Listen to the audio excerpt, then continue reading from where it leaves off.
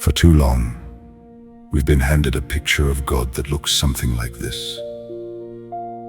Obey and live. Disobey and burn. And somewhere deep inside, something in us recoils, because that's not love. That's a threat. But here's what broke me open. Jesus wept. Not once, twice. He stood outside Lazarus's tomb and he wept, because the people he loved couldn't grasp the power and tenderness standing right in front of them. And then he looked out over Jerusalem, the city he came to save, and he wept again. He said, "How I wish you understood the way to peace." Their Savior was right there, and they couldn't see him. That still happens today.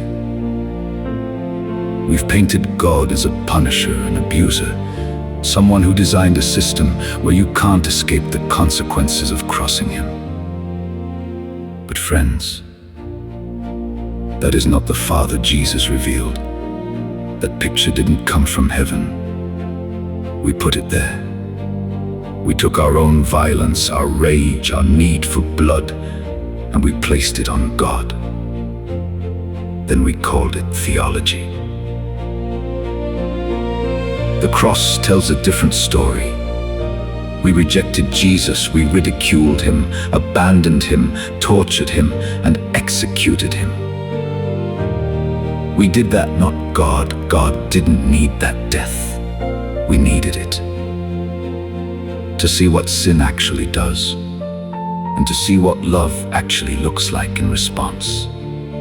Because in his darkest moment, nailed to a cross, bleeding, abandoned, Jesus opened his mouth and said, "Father, forgive them. They don't know what they're doing." No revenge, no condemnation, just mercy, flowing like a river even in the moment of deepest betrayal.